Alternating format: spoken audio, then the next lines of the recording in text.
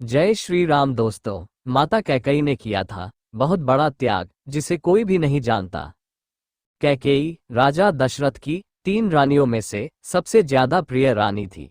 उनके मांगे गए वरदानों के कारण ही प्रभु श्री राम को 14 वर्षों तक वनवास में जाना पड़ा। उनके द्वारा मांगे गए वरदानों की ये बात तो सभी जानते हैं, लेकिन क्या कोई यह भी जानता है कि उन्होंने इतने बड़े कलंक की परवाह न करते हुए किया बहुत बड़ा त्याग? क्या था वह माता कैकेयी का त्याग? तो आगे जानते हैं माता कैकेयी की इस रहस्यमयी कथा के बारे में। माता कैकेयी के त्याग की कथा। एक बार युद्ध में राजा दशरथ का मुकाबला बाली से हो गया। राजा दशरथ की तीनों रानियों में से कैकेयी अस्त्र शस्त्र और रथ चालन में पारंगत थी, इसलिए कई बार युद्ध में वह दशरथ जी के साथ होती थी। जब बाली और राजा दशरथ की भिड़ंत हुई तो उस समय भी संयोगवश कैकेयी साथ ही थी। बाली को तो वरदान था कि जिस पर उसकी दृष्टि पड़ जाए उसका आधा बल उसे प्राप्त हो जाता था। स्वाभाविक है कि दशरथ परास्त हो गए। बाली ने दशरथ के सामने शर्त रखी कि पराजय के मोल स्वरूप या तो अपनी रानी कैकेयी छोड़ जाओ या फिर रघुकुल की शान अपना मुकुट छोड़ जाओ। दशरथ जी ने मुकुट बाली के पास रखकर छोगा और कैकेयी को लेकर चले गए। कैकेयी कुशल योद्धा थी। किसी भी वीर योद्धा को ये कैसे सुहाता कि राजा को अपना मुकुट छोड़कर आना पड़े। कैकेयी को इस बात का बहुत दुख था कि रघुकुल का मुकुट उनके बदले में रख छोड़ा गया है। वो राज मुकुट की वापसी की चिंता में रहती थी। जब श्री राम जी के राजतिलक का समय आया तब दशरथ जी व कैकेयी को मुकुट को लेकर चर्चा हुई।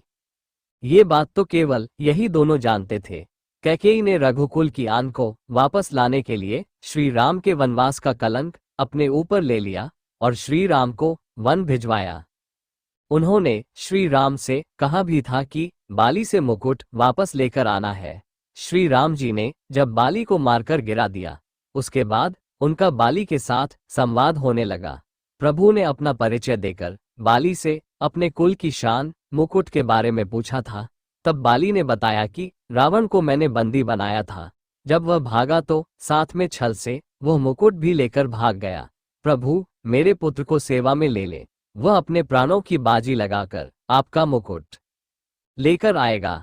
जब अंगद श्री राम जी के दूत बनकर रावण की सभा में गए, वहां उन्होंने सभा में अपने पैर जमा दिए और उपस्थित वीरों को अपना पैर हिलाकर दिखाने की चुनौती दे दी।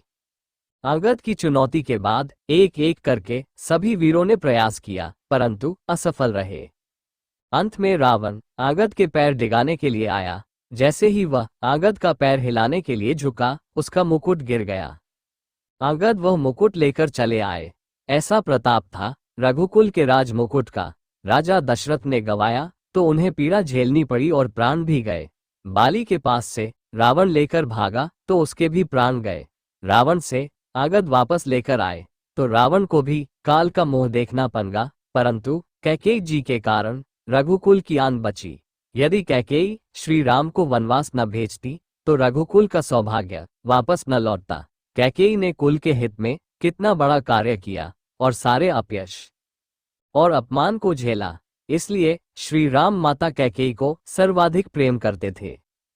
तीज त्योहार का समय था। कौशल्या के पिता कौशल राजा जब कौशल्या को लिवाने गए तब कौशल्या महारानी बीमार थी, इसलिए कैकेयी ने कहा था कि कौशल्या दीदी नहीं जा सकती। तो क्या हुआ, हम भी तो राजा कौशल की बेटी के ही समान है, इसलिए दीदी के स्थान पर हम बेटी बनकर जाएंगे। पिता राजा कौशल को खाली हाथ नहीं जाने देंगे। इस बात को सुनकर राजा कौशल और राजा दशरथ अति प्रसन्न होकर कैकेयी को कौशल्या के मायके भेजे। कैकेयी 6 माह तक अपना मायका समझ के खुश होकर रही। इसी बीच कैकेयी ने संपूर्ण दंडकारण्य क्षेत्र का अध्ययन किया और बाली तक पहुंचने का मार्ग और बाधाओं और असुरों की माया जाल को भलीभांति समझा, ताकि अयोध्या की शान मुकुट तक पहुंचने वाली बाधाओं को समझ सके, जिसके परिणाम स्वरूप श्री राम को 14 वर्ष का समय बड़ी चतुरता और साहस के साथ मोई थी।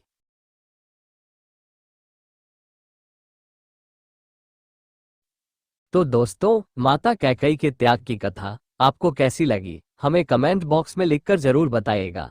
अगर आपको यह वीडियो पसंद आई हो तो इसे अपने दोस्तों परिवार वालों को जरूर शेयर करें और इसी तरह से और भी अन्य वीडियो को देखने के लिए हमारे चैनल से जुड़े रहें और चैनल को लाइक सब्सक्राइब जरूर करें। जय श्री राम।